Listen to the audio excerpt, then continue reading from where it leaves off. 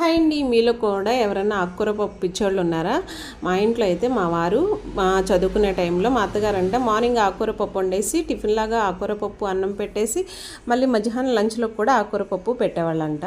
మా వారికి అయితే ఆకుకూర పప్పు అంటే అంత ఇష్టం. నేనైతే ఆకుకూర పప్పు వారానికి 2 సార్లే వండుతాను. ఇంకా మిగిలిన రోజు ఒక పులుసు కూర ఫ్రై లేదా పప్పుచారు రసం అలా ఫ్రై చేస్తూ ఉంటాను. ఇంకా మా వారేమో పదే పదే ఆకుకూర పప్పు మిస్ అయిపోతున్నానన్న అట్టు ఫీల్ అవుతూ ఉంటుంటే ఇంకా డైలీ ఆకుకూర పప్పు వండి ఫ్రై చేయాలని నిశ్చయించుకుని వారానికి సరిపడా ఆకుకూర పప్పులే ప్లాన్ చేశాను. ఒకరోజు తోటకూర, ఒకరోజు మెంతికూర, ఒకరోజు గోంగూర, ఇలా ఏదో పాలకూర, మొత్తానికి ఒక వారమంతా ఆకుకూర పప్పు పెట్టేశాను అనమాట.